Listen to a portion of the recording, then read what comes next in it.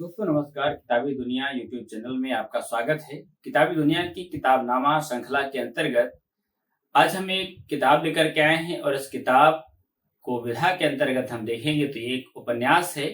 ये उपन्यास उड़िया भाषा का है और जैसा कि आप देख पा रहे होंगे इस उपन्यास का नाम है 6 बीघा जमीन, जिसे उड़िया भाषा के गोरकी कहे जाने वाले फकीर मोहन सेनापति जी ने लिखा है। ये 6 गुंठ मास का हिंदी अनुवाद है और इस उपन्यास का उड़िया से हिंदी में अनुवाद युगजीत नवलपुरी जी ने किया है। मेरी जानकारी के अनुसार ये किसानों पर लिखा गया पहला उपन्यास है, जिसको हम समय के हिसाब से अगर देखें तो इसकी जो लिखने की जो समय सीमा है वो 19वीं सदी के आखिरी दशक के आसपास हमको पता चलती है।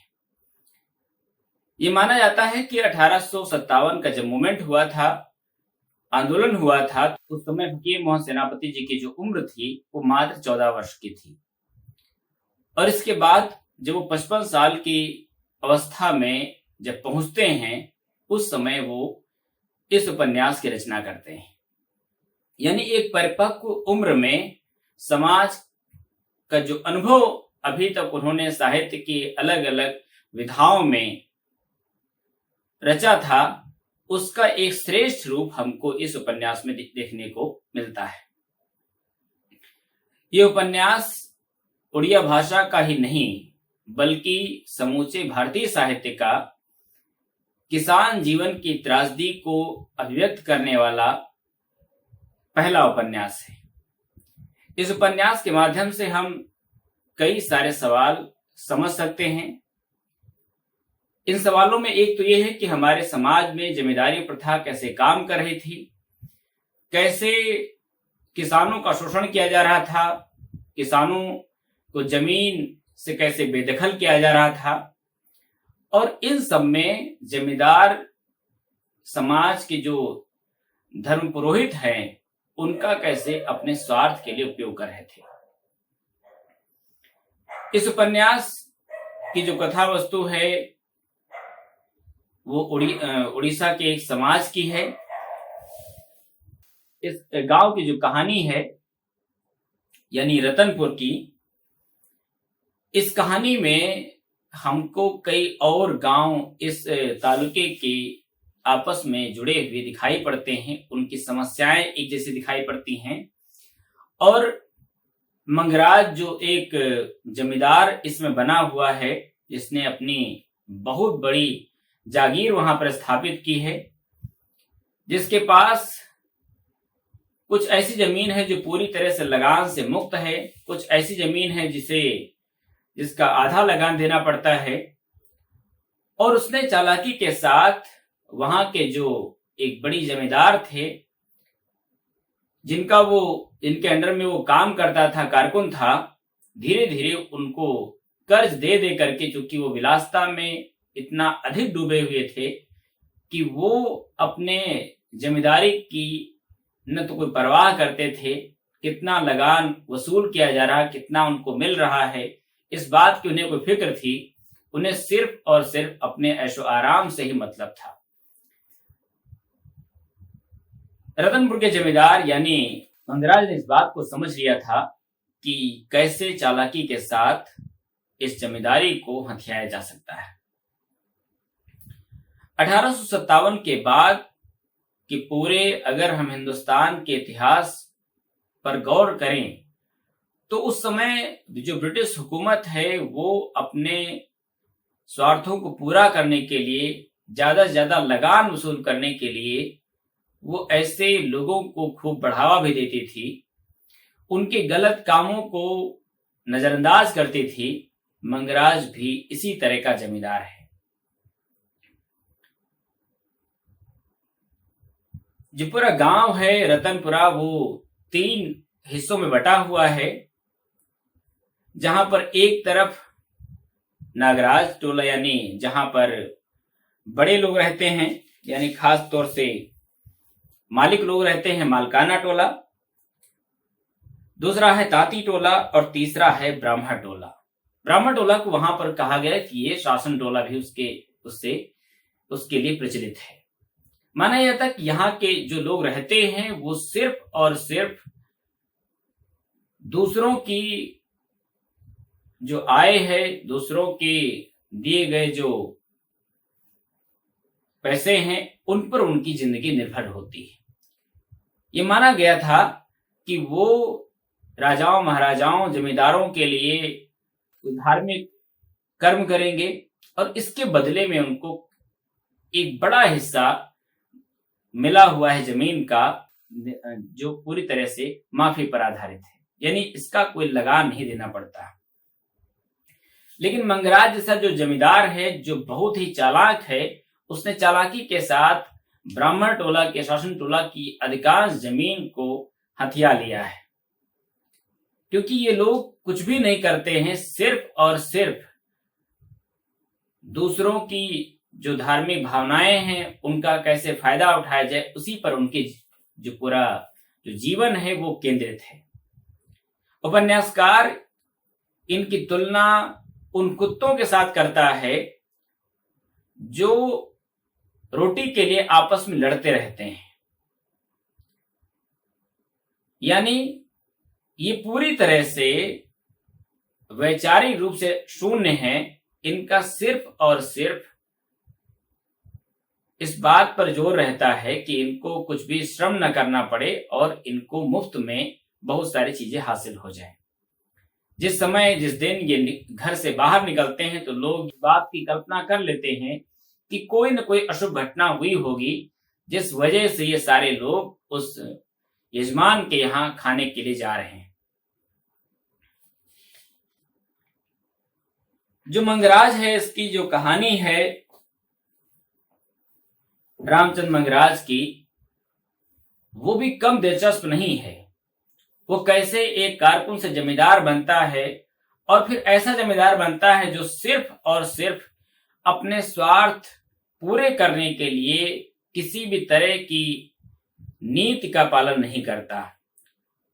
वो अपने स्वार्थों के हिसाब से अपनी नीति की बात करता है, लोगों को उस नीति का पालन करने के लिए मजबूर करता है, और ऐसे में जो भगिया और सागिया की जो जमीन है वो हड़प ली जाती है। आप सोच करके देखो कि ये हिंदुस्तान का वो समय है, यानी जब अंग्रेज हिंदुस्तान में पूरी तरह से अपनी हुकूमत स्थापित कर चुके हैं। 57 के विद्रोहियों का ढूंढ ढूंढ करके उनको फांसियां दी गई हैं। लोगों के जेहन में डर बैठाया गया है, और ऐसे में रामचंद्र मंगराज के जो कृत्य हैं उन पर ब्रिटिश हुकूमत किसी भी तरह से कोई गौर नहीं करती। यानी वो सिर्फ और सिर्फ अपने ज्यादा लगान वसूलने के चक्कर में काम करती रहती है। जमीन हड़पने का जो षड्यंत्र है वो रामचंद्र मंगराज किसी एक व्यक्ति, किसी एक वर्ग के साथ नहीं करता है। वो समाज के बहुत सारे वर्ग के लोगों के साथ ये काम करता है। यहां तक कि उसका एक मौसेरा भाई है गोविंदपुर में, उसकी जमीन भी हड़प लेता है। उसकी गलती बस इतनी थी कि वो शहर गया हुआ था और शहर में उसने प्याज डली हुई सब्जी खा ली थी, जिसका पता मंगराज को चलता है, और मंगराज उस बिरादरी से उसको बाहर न निकाला जाए इसका डर दिखा करके उसकी बहुत सारी जमीन हड़प लेता है। यही काम वो दूसरे लोगों के साथ भी करता है। उसका जो घर है वो 5 हिस्सों में बटा हुआ।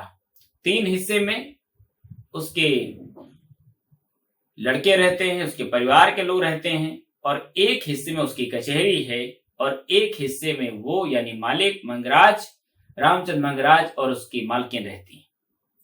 इसी हिस्से में एक औरत है जिसका नाम चंपा कुमारी है, चंपा रहती है। जिसके साथ मंगराज का क्या संबंध है इसको दबी जुबान समाज के लोग कहते हैं, लेकिन सामने से उसके बारे में कोई बात नहीं करता। मंगराज के सारे जो बुरे कर्म हैं उसमें चंपा हर तरह से हिस्सेदार होती है। कुछ और लोग भी हैं जो उसके साथ काम करते हैं, जो इन सारे बुरे कामों में उसका साथ दे रहे हैं। इस कहानी इस उपन्यास में कई सारी घटनाएं आती हैं। मंगराज कैसे अपने आप को धार्मिक बनाने का प्रयास करता है, लोगों को एकादशी के व्रत की का जो महात्म्य है वो समझाता है, लेकिन पता चलता है कि एकादशी के व्रत के दिन, उस दिन शाम को कुछ फल और कुछ मेवे उसके कमरे में रख दिए जाते हैं और अगले दिन जो बर्तन हैं वो खाली पाए जाते हैं। उनका क्या होता है इसे आप सोचिएगा।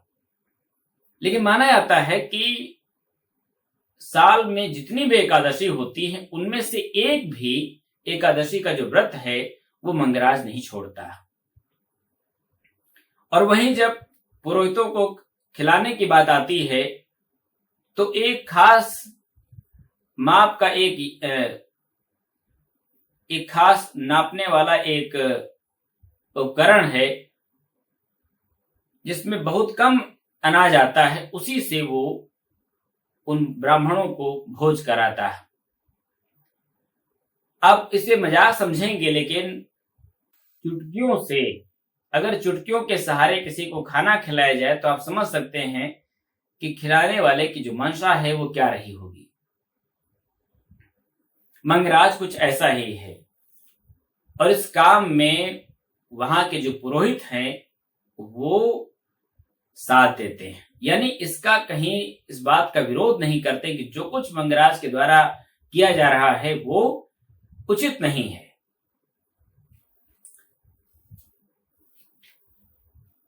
ये जो हमारा समाज है, भारतीय समाज जो इतना धर्मभीर है, इसकी धर्मभीरता का कई बार कुछ लोग गलत फायदा उठाते हैं। कार्ल मार्क्स ने कहा है कि जो धर्म है एक तरह से अफीम का नशा है। इस बात को हिंदुस्तान में बहुत आसानी से देखा जा सकता है। मंगराज यही काम करता है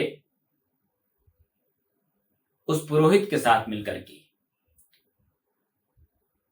सगिया और भगिया के पास 6 बीघे जमीन है और वो जमीन उस गांव के सबसे अधिक पैदावार देने वाली जमीन है। और ऐसे में मंगराज की जो निगाह है उस जमीन पर अटकी हुई है और दूसरी निगाह उसकी जो गाय है उस पर टिकी हुई है। भगिया और सगिया धार्मिक हैं, उनके यहाँ कोई भी आता है, कोई भी गरीब गुरबा, उसको भोजन कराते हैं। जो भीख मांगने वाले आते हैं उनको सामर्थ्य के हिसाब से उनकी मदद करते हैं, लेकिन उनको कोई पुत्र नहीं है। इस बात का उन्हें दुख है। एक दिन चंपा उनके पास पहुंचती है और कहती है कि मंदिर के पुजारी ने को एक सपना आया है और देवी ने एक सपना दिया है। देवी ने सपने में कहा है कि भगिया और सगिया अगर एक बड़ा मंदिर बनवाएंगे तो उनके पास बहुत सारी धन संपदा आएगी और उनको 3 पुत्रों की प्राप्ति होगी। चंपक इस तरह का षड्यंत्र मंगराज के साथ मिल करके बुनती है। यूं भी कह सकते हैं कि मंगराज ने अपनी मंशा चंपा को बताई थी और चंपा ने इसकी युक्ति इस तरह से निकाली। मंदिर में अनुष्ठान रखा जाता है और जहां पर अनुष्ठान रखा गया उसके पास में एक गड्ढा खोदा जाता है जहां पर मंगराज के इस पाप कर्म में हिस्सेदारी करने वाले लोग उसके अंदर बैठ जाते हैं। और पूजा होने के बाद रात में पूजा होती है और फिर जब वरदान की बात आती है तो वो लोग गड्ढे से कहते हैं कि तुम अपनी जमीन बेच करके देवी का मंदिर बनवाओ और अगर ऐसा तुमने नहीं किया तो भगिया की मृत्यु हो जाएगी, भगिया का मैं विनाश कर दूंगी, और अगर मंदिर बनवाया तो तुमको 3 पुत्रों की प्राप्ति होगी और इसके बाद तुम्हारे पास बहुत सारी धन संपदा अपने आप आती चली जाएगी। इसके बाद चंपा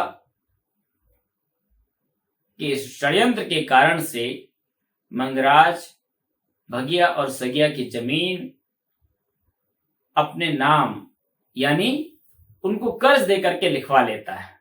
और माना जाता है कि जिस दिन ऐसा हो जाएगा यानी उसको 3 पुत्रों की प्राप्ति हो जाएगी, उसके पास धन आ जाएगा, तो वो अपनी जमीन वापस ले सकती है। उपन्यासकार इस तथ्य का बहुत बारीकी से वर्णन करता है। मैं चाहता हूं कि वो कुछ लाइनें मैं आपको पढ़ करके सुनाऊं, जिससे आपको पता चलेगा कि उपन्यासकार क्या कुछ कहना चाहता है। चंपा कहती है भगिया सरिया से कि देख सरिया, सबकी जड़ ये बूढ़ी मंगला ही है। ये सारी दुनिया उसकी आज्ञा से चलती है। उसी की इच्छा से सारे संसार का आवागमन हो रहा है। उसकी आज्ञा क्या कभी टल सकती है? न जाने कितने बरत रख रख कर तो तूने देवी की आज्ञा पाई है। बड़े भाग हैं तेरे, ऐसे भाग कहीं मिलने के नहीं। सच, अब तक अकेले मालिक के ही घर पर उनकी दया थी, अब तुम्हारे ऊपर भी हो गई। तुम मंगला का मंदिर बनवा तो देखो कैसे तुम्हारा अपना घर देखते ही देखते लक्ष्मी का भंडार बन जाता है। पण के पण और काहण के काहण रुपए न जाने कहां से आकर तुम्हारे घर में बैठने लगेंगे। धान से बखार के बखार भर जाएंगे। फिर क्या भगवान करघे ही चलाता रहेगा? तेरे आगे पीछे 10-20 लौंडिया खवासने डोलती फिरेंगी। तुम दोनों मंगला की आज्ञा मान लो और जैसे भी हो मंदिर तो बनवा ही डालो। रुपए की चिंता ही क्या है? कौन है जो मंगला का नाम सुनकर भी रुपए देने में आनाकानी कर सकता है?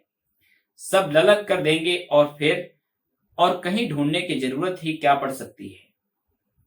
मंगराज के कानों में बात पड़ने की देर है, आधी रात को आके रुपए गिन जाएंगे। इसी बात को एक और उदाहरण से हम समझ सकते हैं। देख सरिया, रुपए में क्या रखा है, सोने में क्या रखा? रुपए और सोने चांदी से कोई स्वर्ग नहीं जाता। असली चीज तो है बाल बच्चे। जिस घर में बाल गोपाल ना हो वह घर तो दिन दोपहर को भी अंधियारा होता है। और बांझ निपूती सूखी निदूधी होना क्या कोई छोटा पाप है? मालिक के घर नित्य दिन कथा पुराण होता है, मैं नित्य दिन सुनती हूँ। उस दिन गोसाई ने पोथी में से बांच कर गाया था, हो न जाघर लड़का बारे, तामुक हेर न कबहु सकारे।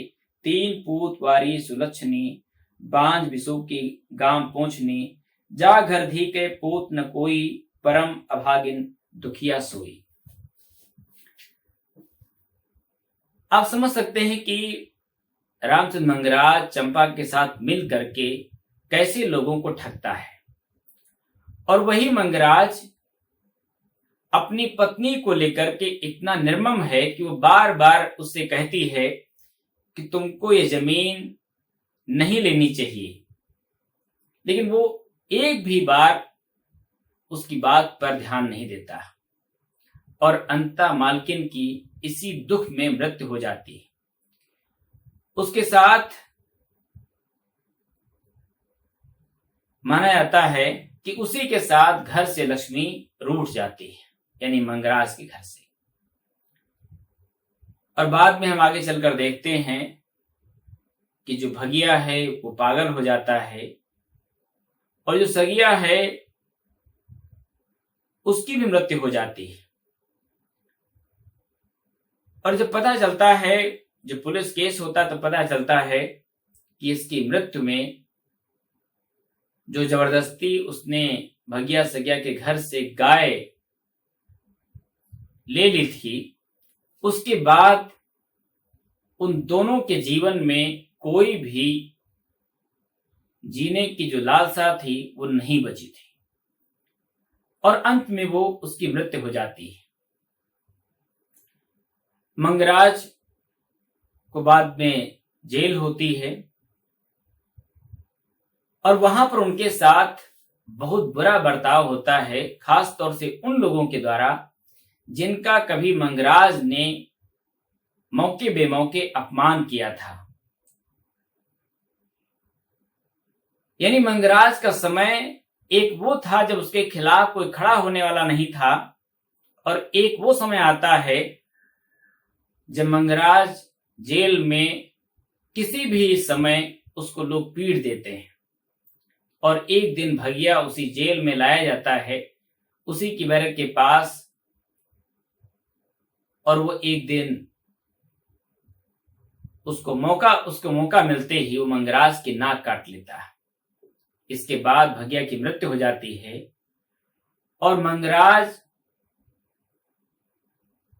इस अपमान के बोझ से इतना दब जाता है कि उसको पश्चाताप होने लगता है कि जो कुछ मैंने किया है उसी वजह से ये सब कुछ उसके साथ घट रहा है। यानी समय जैसे बदलता है वैसे ही इंसान का जो दृष्टिकोण है वो बदल जाता है और अंत में जब वो लौट कर जेल से वापस आता है तो पता चलता है कि चंपा और उसका एक साथी जो कारकुन था वो बहुत सारा धन लेकर के चले गए हैं और अंत में उस धन को लेकर लड़ाई होती है, जहां उन दोनों की भी मृत्यु होती है। चंपा को पहले उसका साथी मार देता है और बाद में वो इसी अपराध में और इसी डर में कि कहीं उसको जेल में न डाल दिया जाए, वो भी नदी में कूद करके जान दे देता है। इस उपन्यास में जो पात्र आते हैं, एक तरफ चंपा है, उसके साथ मंगराज है, उसके बुरे कर्म में शामिल उसके कुछ नौकर चाकर हैं, और दूसरी तरफ है भगिया, सगिया और मालकिन यानी मंगराज की पत्नी। वो लगातार प्रताड़ना झेलते हैं क्योंकि वो धार्मिक रूप से अपने ईमान के हिसाब से जीवन जीना चाहते हैं, किसी की जमीन, किसी की संपत्ति हड़पना नहीं चाहते। 6 बीघा जमीन जो 6 अवगुण मास के नाम से उपन्यास लिखा गया, इसमें कई सारे उन लोक कहावतों का प्रयोग किया गया है, जिससे पता चलता है कि जो उपन्यासकार है वो अपने समाज को कैसे प्रामाणिकता से रखता है, कैसे उस समाज के विश्लेषण के लिए, पात्रों के विश्लेषण के लिए कुछ गीतों का सहारा लेता है। आपको लग सकता है कि मैं किसी बायस होने की वजह से, पूर्वाग्रह होने की वजह से उन गीतों को पढ़ रहा हूं। दरअसल जिस समय की घटना है उस समय हमारे समाज की जो स्थितियां हैं वो कुछ अलग हैं। कुछ ऐसे ब्राह्मणों का वर्णन एक गीत के माध्यम से किया गया है जिन्होंने तो कभी ज्ञान के लिए कुछ करते हैं, ज्ञान पाने के लिए, सिर्फ वो अपनी जात की वजह से अपनी श्रेष्ठता बनाए रखने का पूरा प्रयास करते हैं। दरअसल इस गीत में इस बात को रेखांकित किया गया है। मैं आपको सुनाता हूं कि सुनो परीक्षित वचन हमारा, झींगा सुखुआ भात आहारा, काला अक्षर भैंस बराबर टीका और जनेऊ सुंदर, खेत निराने में अगवाना, देह चिवड़ा पर बाघ समाना, संध्या गायत्री से हीना, खेत खेत में चापे मीना, पोथी कीन उभारे डोरी, यजमानी चावल की चोरी, सभा बीच मुंह लागे टाटी, नाम मगर सुंदर त्रिपाठी। उपन्यासकार इस गीत के माध्यम से उस पूरे समाज की जो वास्तविकता है उसका बयान करता है। दरअसल ज्ञान का संबंध इस वर्णाश्रम व्यवस्था में जिस तरह से रेखांकित किया गया था, वो दरअसल समाज के विभाजन की एक बड़ी गहरी पहचान कराने वाली व्यवस्था थी। लेकिन जब उसको जात के साथ सीमित कर दिया गया तो वहीं से समस्या दूसरी तरह की खड़ी हो जाती है। उपन्यासकार इस बात का प्रयास करता है कि जब वहां के आसपास, उस गांव के आसपास के परिवेश का वर्णन किया जाए, चाहे असुरदीघी तालाब का वर्णन किया जाए या वहां की नदी का वर्णन किया जाए, तो वहां के जो सूक्ष्म जो विवरण हैं वो पाठक को जरूर जानने और समझने चाहिए। इसका कारण ये भी है कि जो मान्यूट डिटेल्स होते हैं वो उस परिवेश को बहुत प्रामाणिक बनाते हैं।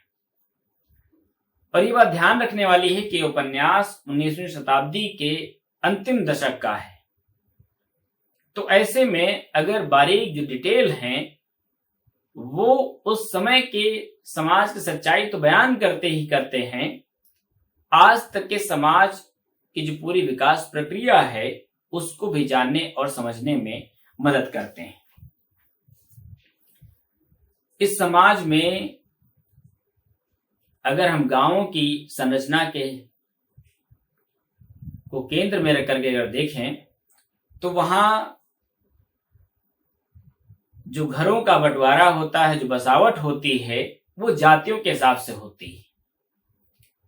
जो मालिक टोला होगा वो गांव के एक तरफ होगा या बीचों बीच में होगा, लेकिन जो समाज में सम्मानित जातियां जिन नहीं हैं उनकी बसावट गांव के सबसे छोर पर होगी।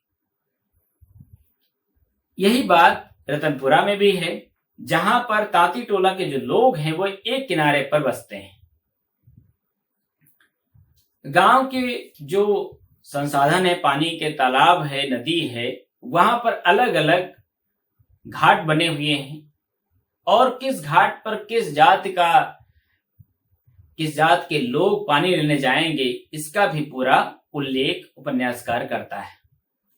दरअसल ये दिखाता है कि हमारे समाज में जो जाति व्यवस्था है वो कितने गहरे स्तर तक बैठी हुई है। हम लाख उसके बारे में विचार करने का प्रयास करते हैं, लेकिन लोगों के दिलो दिमाग से जो कास्ट सिस्टम है, जो जाति व्यवस्था है, अभी भी पूरी तरह से समाप्त नहीं हो पाई।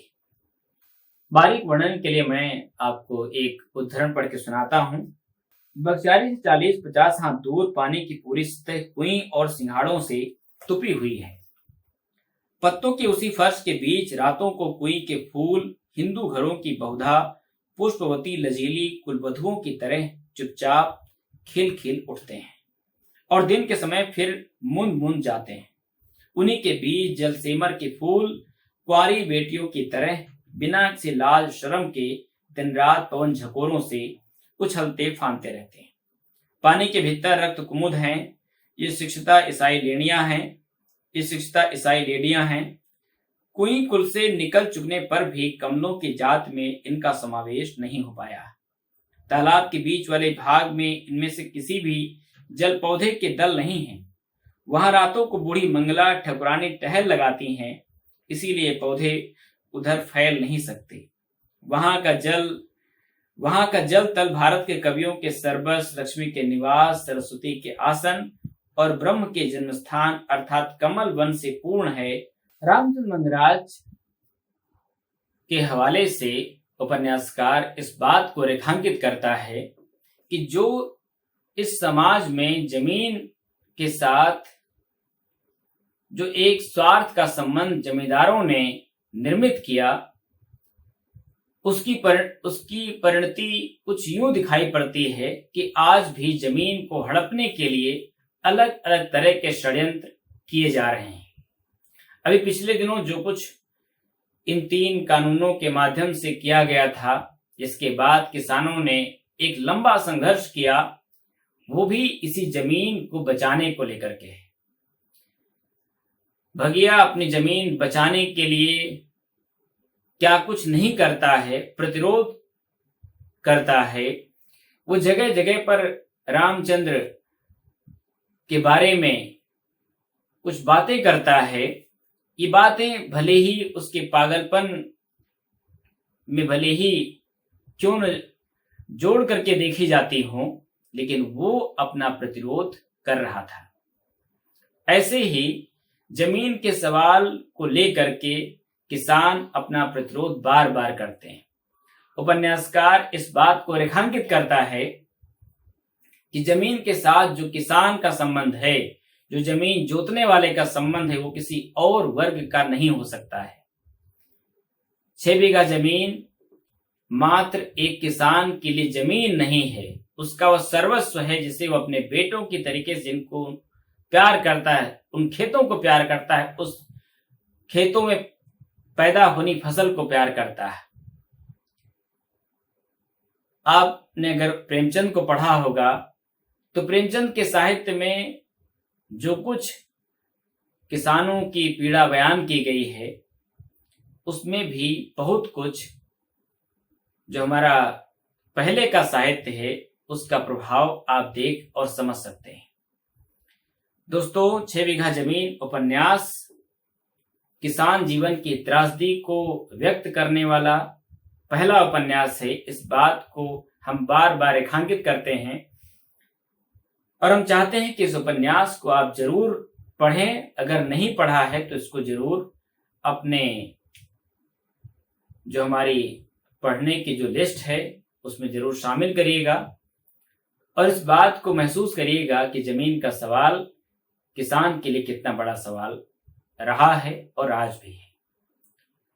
दोस्तों, अगर ये बात आपको अच्छी लगी हो तो इस बात के पक्ष में कुछ लिखिएगा और मेरे इस प्रयास के बारे में अपने दोस्तों से जरूर कहिएगा। शुक्रिया।